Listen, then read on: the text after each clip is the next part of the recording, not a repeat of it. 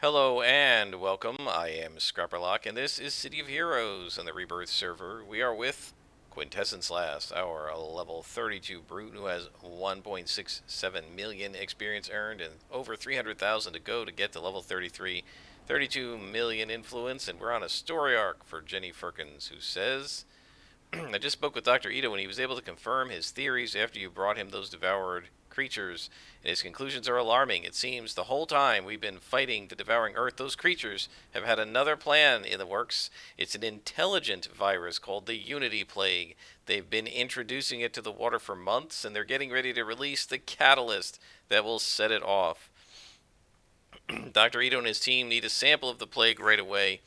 If they're going to combat it, will you go and get a sample? Yeah, we're going to go get the sample, but we brought Devoured to Ito, so we know they're going to wake up and we're going to have to go fight them at some point as well. I'm going to apologize right away. There may be some times if we're underground in sewers where I can't see stuff. It's very bright in my room.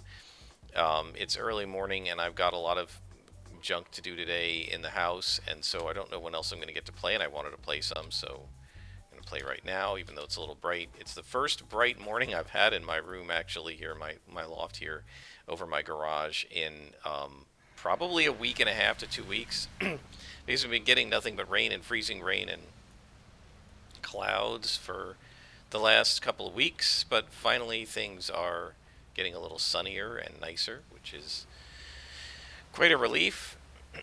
I normally go out for a walk every day at a little bit after lunch just to clear my head, and I actually walk for quite a while, about 45 minutes. And actually, because I've been trying to get my students into birding, I've been doing some bird watching as well, and I got to actually go out and do some bird watching a little bit finally yesterday after probably half a week when I couldn't go out at all, and another period of time when I could go out but once in 4 or 5 days.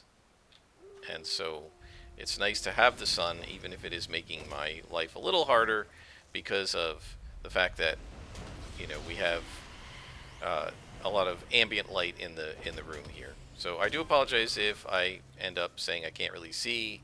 It's my own fault for doing this while there's bright light in my room, but I do have a bunch of errands and stuff to run to. Not really errands. I mean, when you say errands, you think about going outside. This is just stuff I have to do around the house, cleaning and reorganizing things. And I've got a number of closets, and I've promised myself that I'm going to go through them one by one and kind of reorganize them. So I'm doing my linen closet today, and so I've got stuff to do, and it will be a while, if at all, before I get back to City of Heroes. And so before I get started, I'm taking a little bit of time to have some fun for a half hour or so and play some COH. While we go, I want to actually. It turns out that a number of the kind of generalized role-playing game comments that I'm going to be making, I didn't really realize this. I jotted down a few that I wanted to talk about so that I wouldn't forget. And as I looked at them, I feel like they're all part of a theme. So at some point in a couple of episodes, we'll get to what the whole theme is.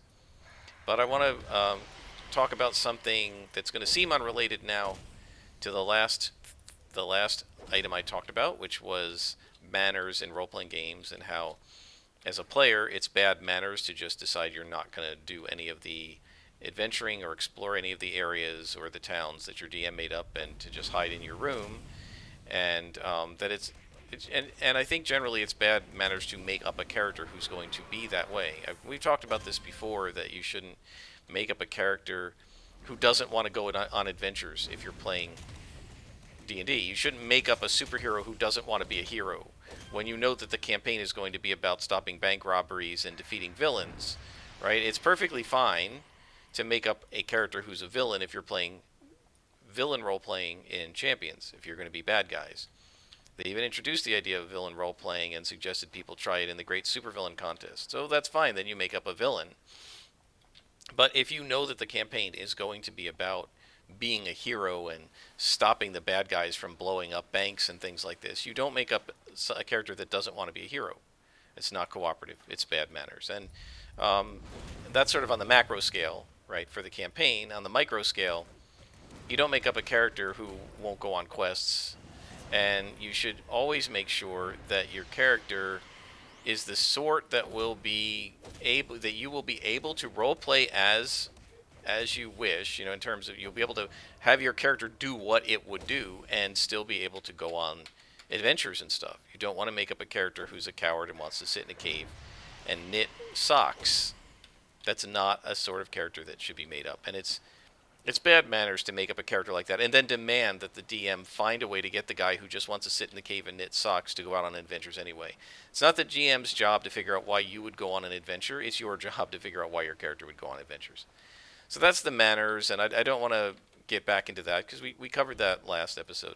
This episode, I want to actually talk from the DM's perspective a little bit about the idea of sandboxing, having a sandbox campaign versus railroading.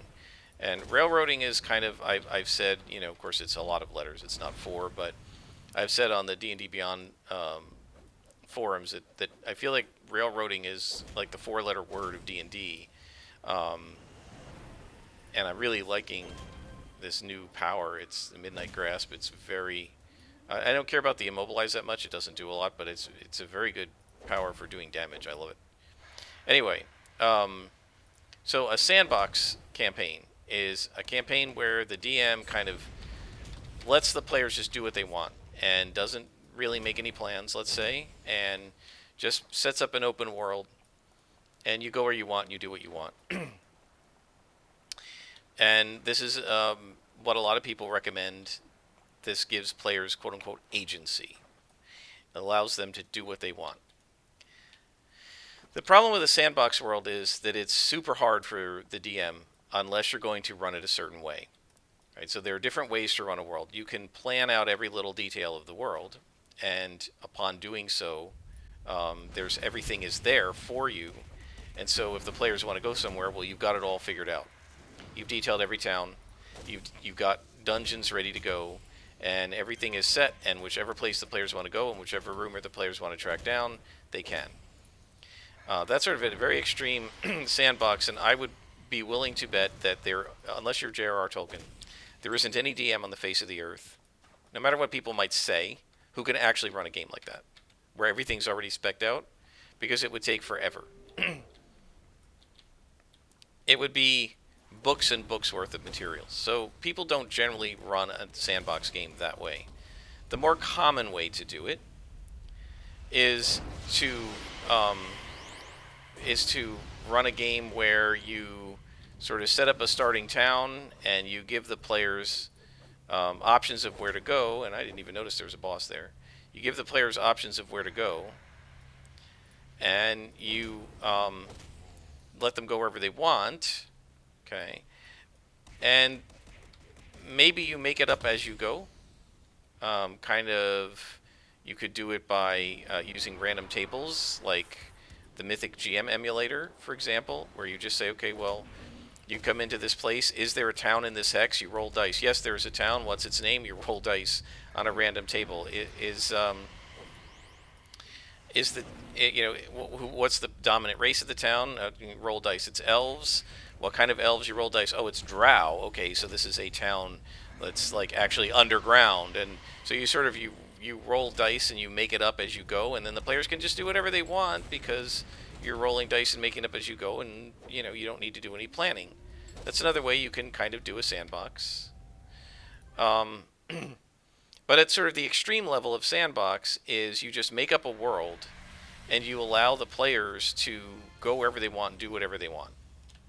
And however you manage to do that, whether it's through random rolling or massive amounts of prep or however you want, a sandbox allows the players to go where they want. There is a very high chance you're going to get something like a total party kill, because if they can go wherever they want, I mean, the ideal of a sandbox is supposed to be you prep the world, or what's there is what's quote-unquote supposed to be there, whether you go or not.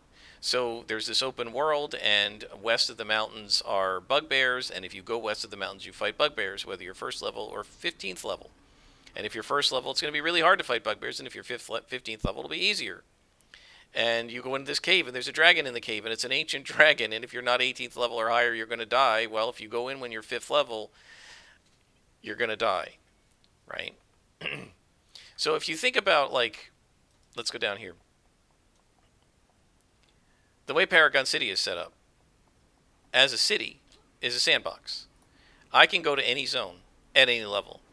If at first level I pick Founders Falls and I go in there, I'm going to die. My character will face plant, right? Um, because it's too low a level. And the world is the world, and you can go wherever you want. And within this zone, I can hop anywhere I want. I can go to any place I want, right? And so that's a sandbox. And to really make it a sandbox, imagine if all the missions are already set in all the doors around the city. Every one of these doors has a mission you can go on. Every contact is already on your map. And you can go to any contact and they'll give you the story arc, right? And you can get the Wheel of Destruction story arc, which is a level 25 story arc, at level 1 if you want, and try to do it. You'll die, because all the mobs, instead of being scaled to your level, are going to be level 25.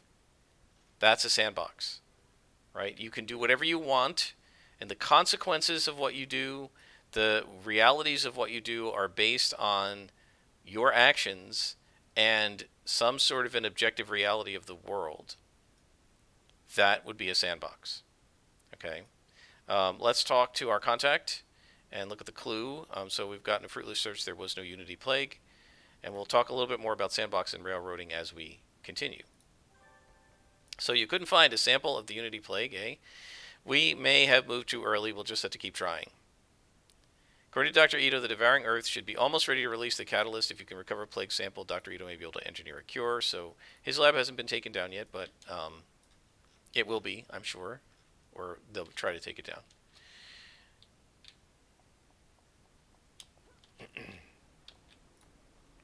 So let's go to Founders Falls.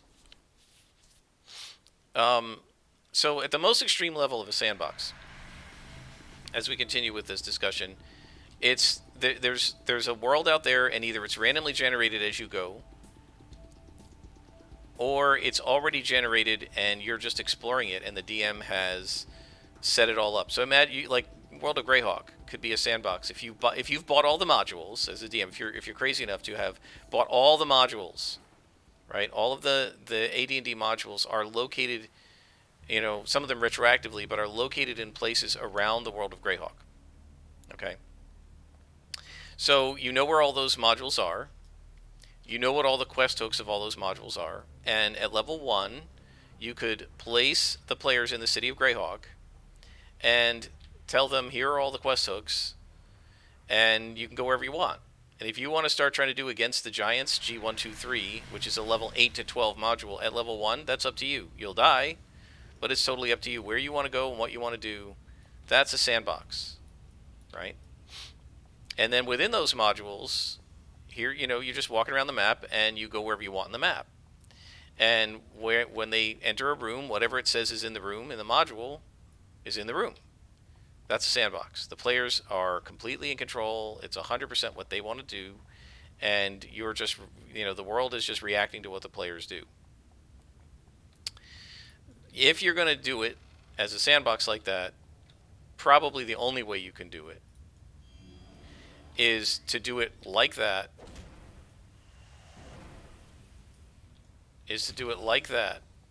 And I'm still not fighting these guys inside the cairns. And use a bunch of pre-written material. There's no way as a DM that you could make up the equivalent of module G1, G2, G3, D1, D2, D3, Q1, that you could make up. Oh, and I'm probably going to regret that I did that, because he's not going to move out of here now because he's immobilized. That you could make up A1, 2, 3, 4. That you could make up, S1, 2, 3. That you could make up T1. That you could make up, what are some of the other letters? C1, 2, 3. All of that. Before the players ever step foot in the world. Right? It would be almost impossible. A more typical way to run a sandbox is to maybe generate some plot hooks, right? But not make anything up until the players decide they want to go somewhere. And then when they say, okay, we want to go see what's going on with these slavers, you make up the slavers adventure, and you make it appropriate to their level, I guess, and that sort of thing. Um, that's a little easier, and you can do it that way as well. But then, if you're doing that, it means that what the players are encountering is like City of Heroes, right? It's scaled to their level, and some people would say that's not a true sandbox, right? Because what's happening is being catered to the party rather than just being what would be there or what was randomly determined to be there, right? So it depends on how you think about it. But as you go, you can sort of drill down into more and more restrictive implementations of a campaign. So, for example, the DM could say, well, um, if we think about sort of like the geography of Earth, right? You guys are starting off on the continent of kind of Australia, and um, as long as you stay in Australia, New Zealand, or Tasmania, that's fine. But you can't go anywhere else because I haven't mapped the rest of it. Um, so it's not completely open now because there are some restrictions on that. Or you give the players choices of 2 quests or 3 quests. That's not really completely sandbox, right? Because although the players can pick between the 2 quests, they can't go anywhere. They can't do anything, right?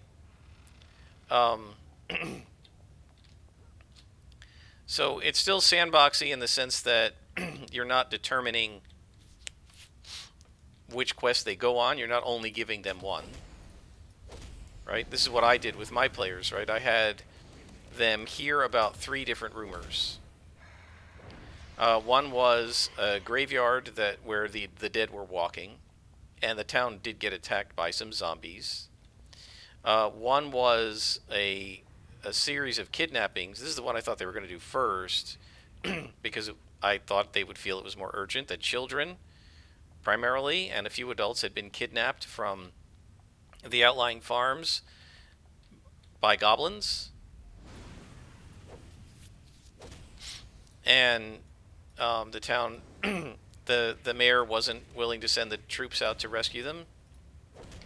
And then the third one was that a guard tower of the Roman Empire that was about a day or 2 travel down the road, had been taken over by somebody, and they didn't know who.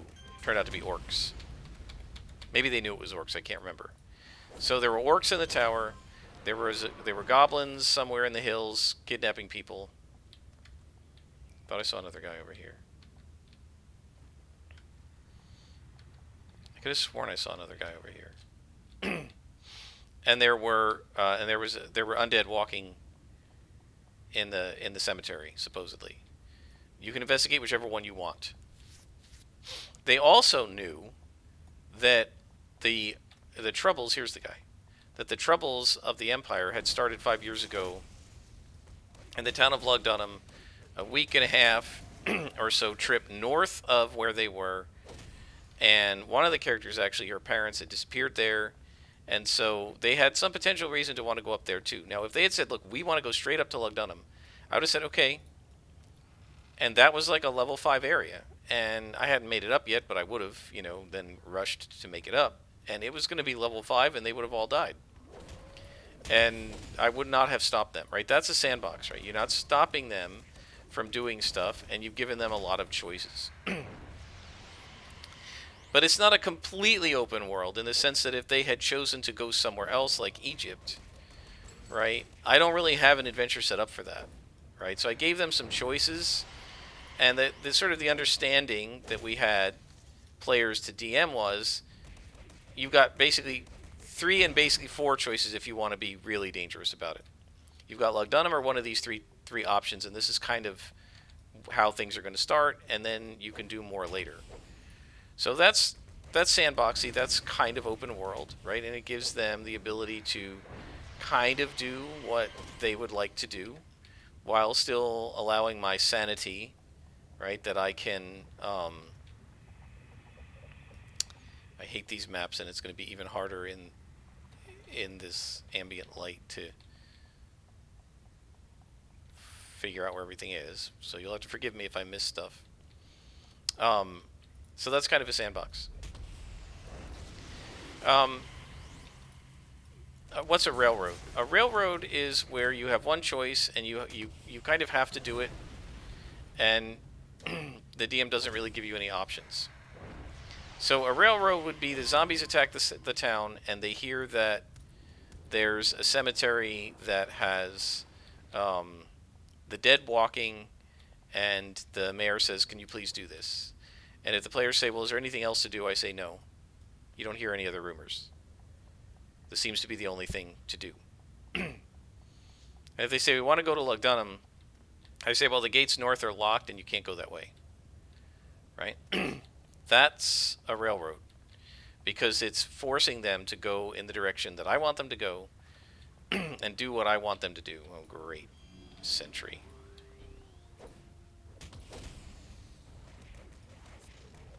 So I gotta remember not to use Midnight Grasp on him, because I don't want to immobilize him. Because if he puts out the cairn, I want to pull him out of the cairn, not leave him in the cairn. In the radius of the cairn. So here's the cairn. So we want to pull him out. Let's taunt. And get him to come out of here. The main pain, see, I don't mind that. The pain to me, the pain in the neck is that then he does it again, usually. And then again. And then again. And you have to deal with him doing the cairn over and over and over again. And I find that annoying. So a railroad is where you really don't have a lot of options. And you're basically expected to do exactly what the DM or the module says that you're supposed to do, and that's it. And if you want to go do something else, the answer is no. So, for example, one of the adventures they talk about, the players are given a choice of, I gotta figure out where I'm going here.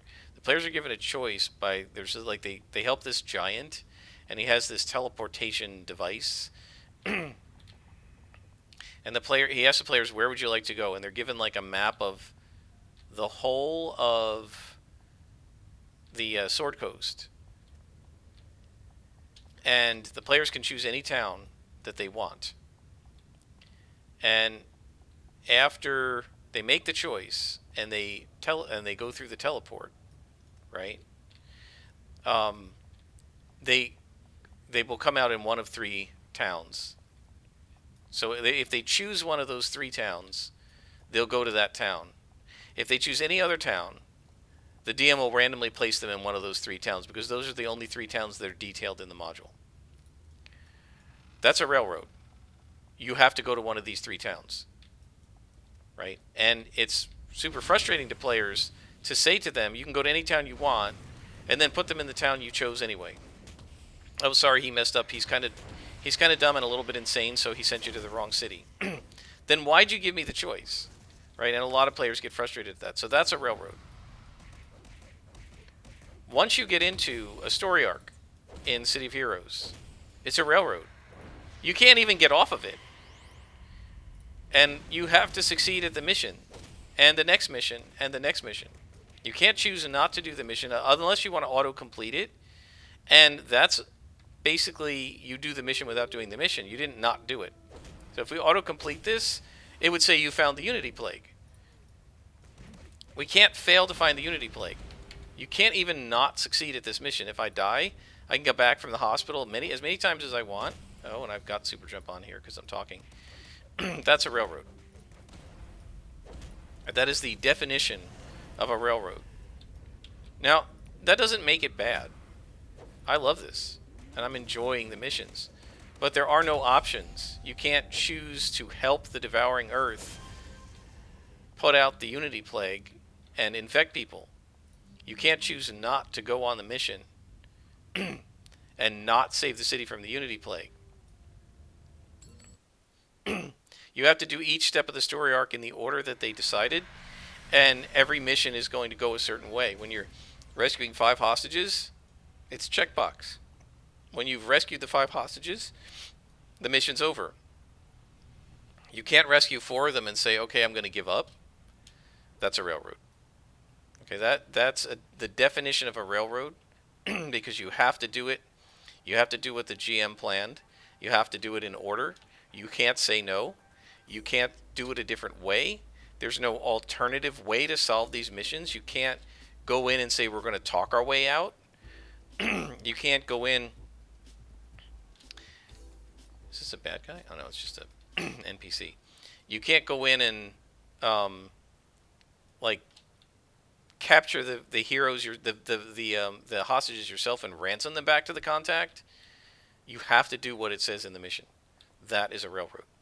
So you have these 2 wildly different ways of doing things. One is you can do whatever you want whenever you want it, and the other way is you have to do things kind of checkbox like in the order that the DM kind of expected you to do them, and you can't deviate. And if you attempt to deviate, there will be some way to stop you.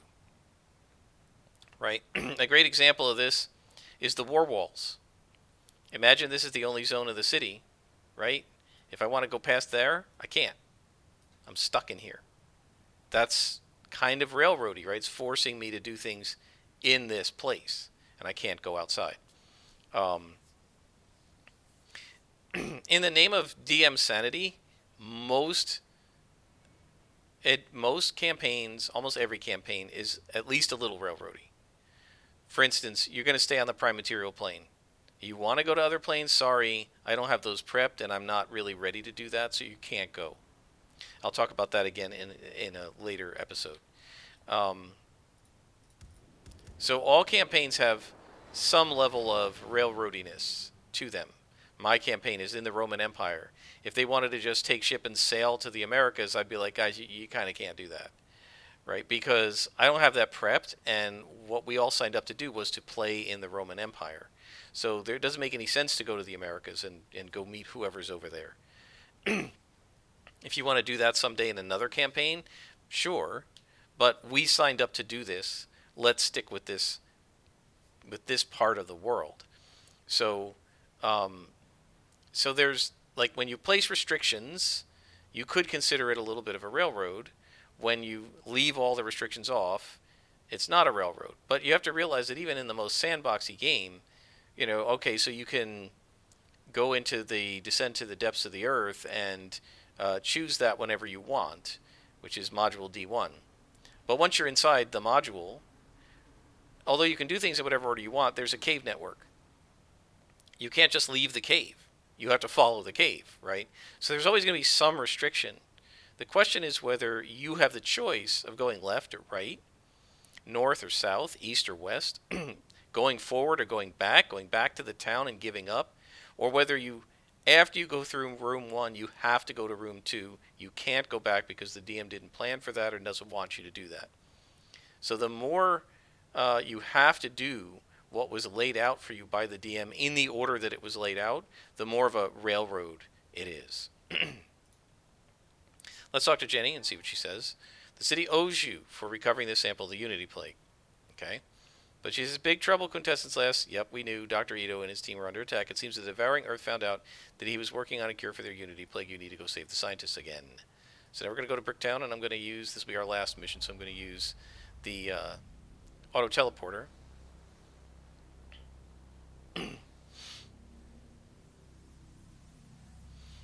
Mac Oval gives a great example of a railroad, using the Lord of the Rings, right? Where Frodo has this ring, and he's told, you can only do one thing. You've got to go to Rivendell with it.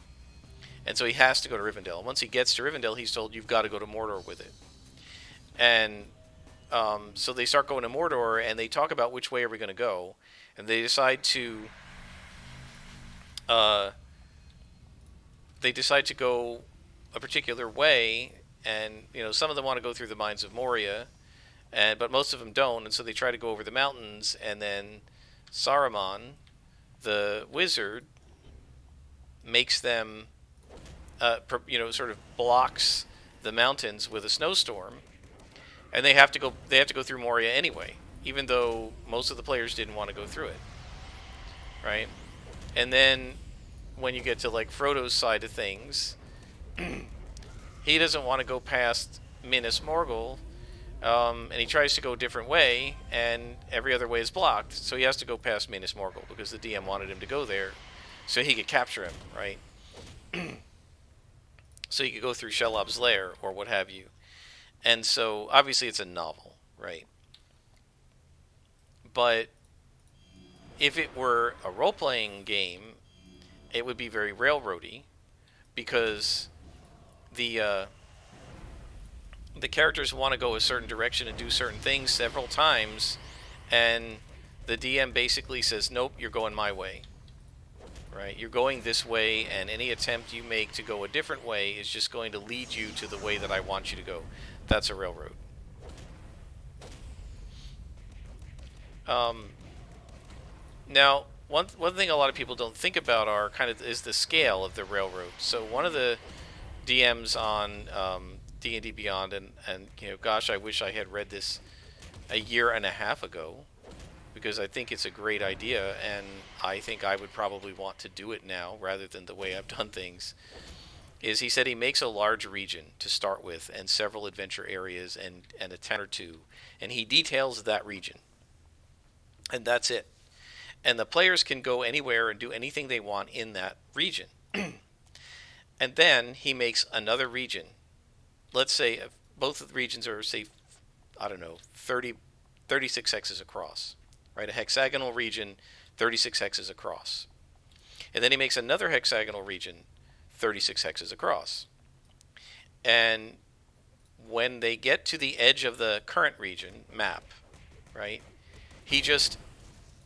they just get onto the next region, right? Whichever direction they go, north, south, east, west, they're going to get to the next region next, right? So if we think of these squares as the regions, right, and they're in this region right here, the DM makes another region. He doesn't decide where it is in location to this region in the middle. He just makes up another region. And whether you go this way, or this way, or this way, or this way, you come into that new region. That region has been fully detailed by the GM. And here is another elevator. We came up this way. I'm just going to mark that so I don't forget, because I think there are going to be multiple elevators here, and I don't want to screw this up. So that's kind of a sandbox railroad, if you think about it, right? The sandbox element is within a given region, you can go anywhere you want and do anything you want. There's a city and 2 towns. There are 3 or 4 dungeons, and they're all ready to go. And you come into the towns and you hear rumors, and the rumors lead you to dungeons, and that you can go to any dungeon you want, however you want, whatever order you want. That's a sandbox. But saying, no matter what happens, when you leave this region, you are going to end up in this next region. That's a railroad. And he admitted, like I said, that's kind of railroady. And he said, yeah, it's railroady. But it's also pretty much the only practical way to do it. If you're in this region in the middle, and the DM makes this region, and this region, and this region, and this region, and this region, this region, and this region, right? All these squares. And you only go into one of them. He just wasted all that work. Right? So it's a way to make the job possible and still have it be sandboxy, right? And I just realized I forgot a couple of guys down here.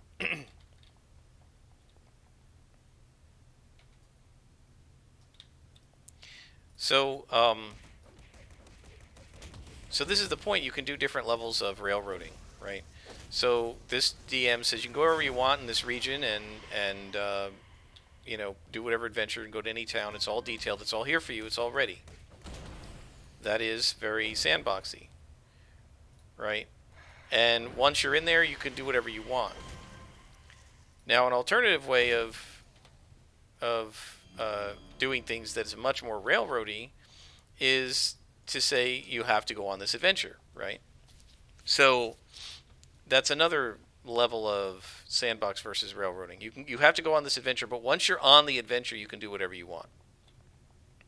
This is pretty similar to the way they write a lot of the professional novels, right? The professional modules, like so it goes to Salt Marsh or that sort of thing. So you can you kind of have to go to the mining town, and there's a mine with goblins in it, and you're going to kind of have to go to the mine and fight the goblins. But once you're in the mine, you can do what you want. You can negotiate with the goblins. You can kidnap the goblins and ransom them back to their chief. You can fight them. You can join them, right? And there are some paragraphs in the book of to help you out, figure out what to do if the players do some unexpected things, right?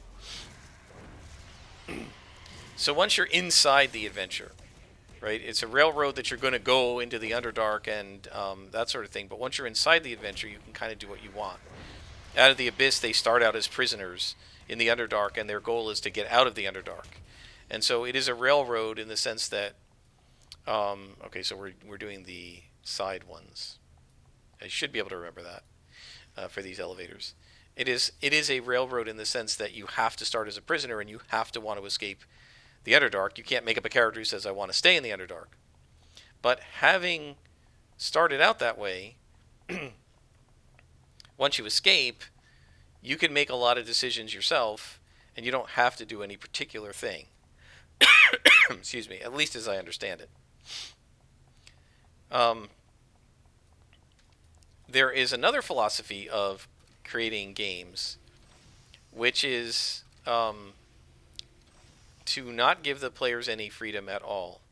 And sometimes you disguise it and sometimes you don't, right? And so this is actually, there's a book called No Prep GMing, and what he's actually saying is railroad. What he's saying is, you make up a dungeon, right? And there's a room with a troll guarding a bridge. And you want the players to go in that room first. So yeah, you can give them like hallways that go east, west, north, south, but whichever room they come into first is going to be the troll with the bridge. And whichever room they come into second, no matter what direction they go, is going to be, the bugbears. And whichever room they come into third is going to be the goblins. Because that's the way you want it. I used to do this as a DM, by the way. Not that. Like, I wasn't savvy enough to hide it like that. What I would simply do is make a mine or a dungeon that only went one way. There's only one way to go to continue. You either have to go forward or go back, and the rooms are going to happen. You're going to therefore go through the rooms in the order I want them gone through. And so this enables me to ensure that you do what I want. That's a railroad. Yes, technically the players can choose to do things, but if they want to continue, they're going to have to go through the rooms in the order that I want. And it's literally a railroad, right? Just without the actual. And in fact, if it's in a mine, it's actually on rails, right? Because there are rails for the mine cars. That's a railroad, right? That's making it so that the players can't accidentally get into a room that you don't want them to get into first. Right? And so that's the sort of the micro level of railroading. So now not only the players can't choose their own which adventure they want to go on, they can't decide what part of the world they want to explore, but now even when they get inside the dungeon, you have to go through the rooms in the order the DM decided, right? So, like for instance, I went down here first and found the boss. As a DM, I might say, well, I want you to fight the boss last. So I don't want to give you the option of wandering all over here. Now it turns out that maybe that's the only room here, with a lot of hallways, which is kind of bad design. But I was able to go into it in whatever order I wanted. I didn't have to come down here second. I could have come down here first. And so if you say, no, I want you to go into that room before this room, right? You lock this door, and there's a key, and and you can't get through it any other way. You can't break it down. You can't use knock to unlock it or pick it. You got to have a key, and the key is on this guy. I used to do that a lot in module design in Neverwinter Nights. You've got to have a key, and the key is on this guy. And that means you have to have gone through this encounter before you go to that encounter. And that forces you to experience things in the order I wanted. Now, I did that in Neverwinter Nights modules because as a module writer, I couldn't be a live DM for people, and I was trying to help them to experience the story in a way that made sense. Usually, I locked parts of the story behind the door so that they would do the story in order so the story would make sense to them. If you're a DM, you don't have to do that.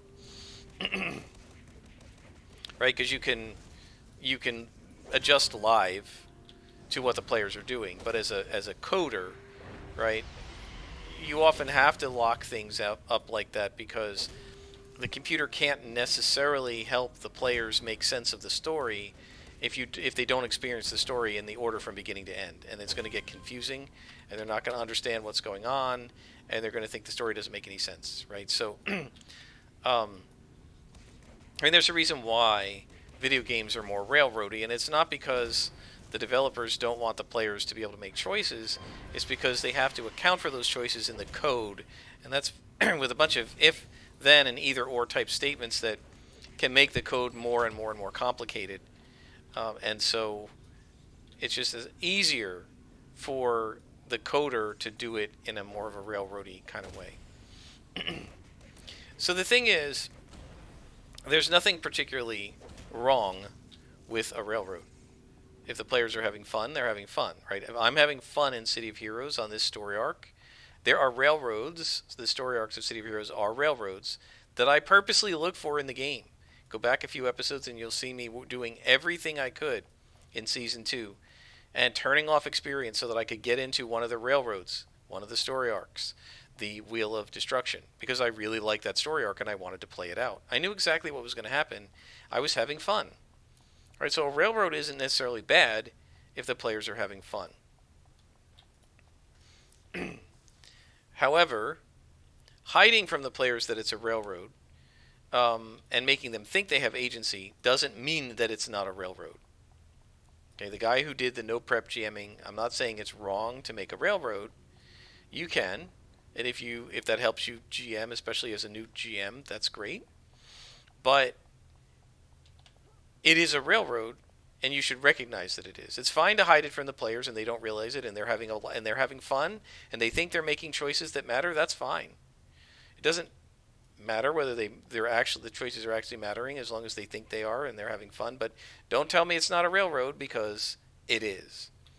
And it's okay to have one, but know what you're doing. Know that it's a railroad, and be aware of what you are doing.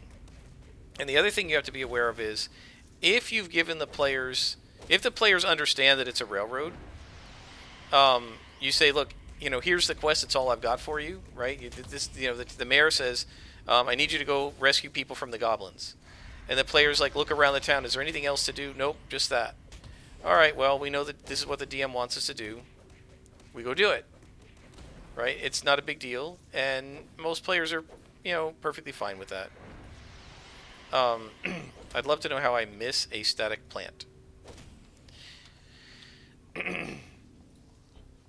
But if you're giving them the illusion that there's a choice, and they find out that there isn't, after having had the illusion that they could choose whatever they want, they're going to be pretty unhappy, right? Then they feel like you've been, deceiving them, right? That you've made it feel to them like they have all these choices, but they really don't.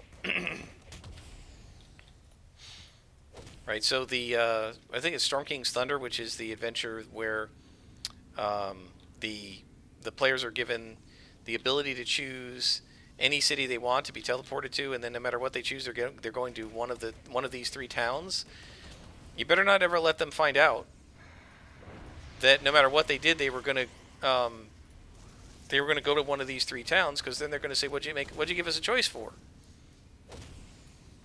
And in fact, one of the recommendations that I've heard from one of these guys on the internet who was talking about this module is, he said, just have the giant who does the teleporting offer them I can take you to one of these 3 towns.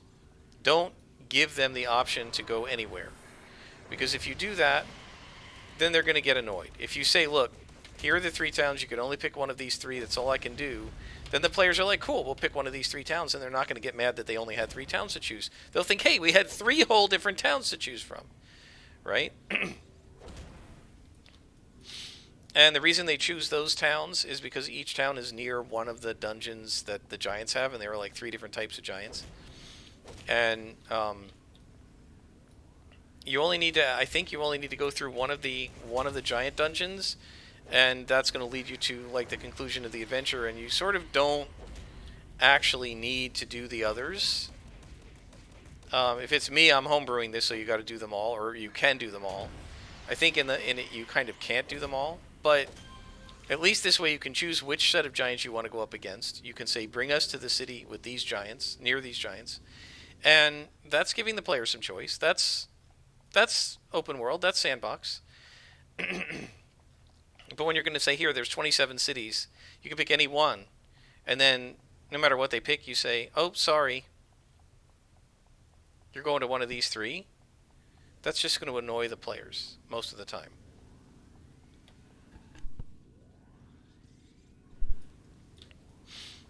So anyway, that's sort of sandbox versus railroad, and somehow I've missed somebody. Oh, wait, to the right here.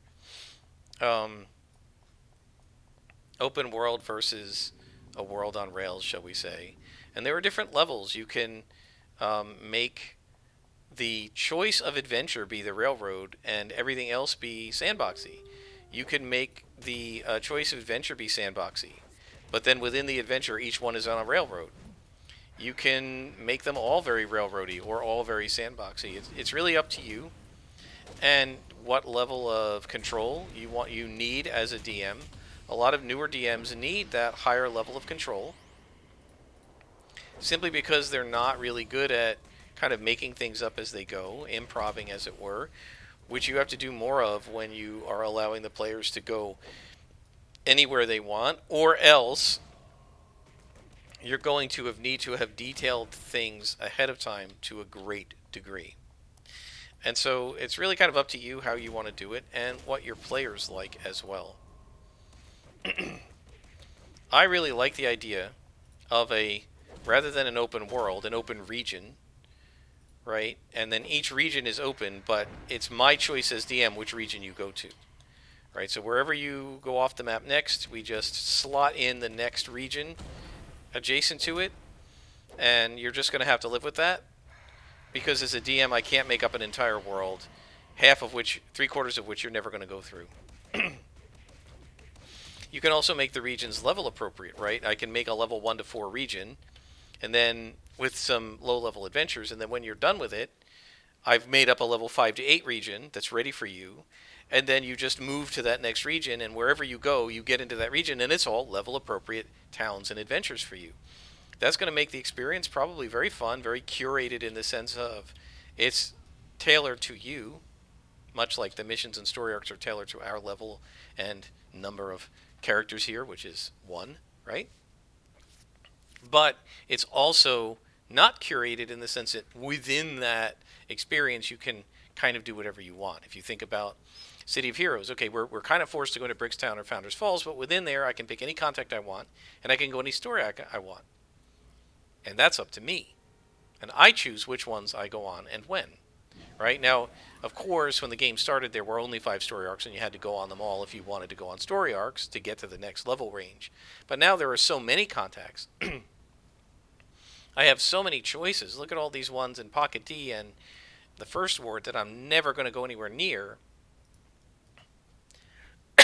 Excuse me. That is open to me, and I can choose whichever one I want. And so I think that, kind of to me, regional sandboxing is probably my ideal as a DM, and I think as a player I would enjoy it as well. But that's not the only way to do it, and there are lots of other ways. And it all depends on, kind of you as a DM and your players, and what kind of players you have, and what they like, and what you like. That's all going to determine kind of what level of sandbox versus railroading you decide to do. All right, let's talk to our contact, and then we will stop for this episode. She says, Dr. Ito sends his thanks. They're getting close to a cure for the Unity Plague. All right, folks, that's the end of this episode. Until next time, I am Scrapperlock, and this is City of Heroes on the Rebirth server.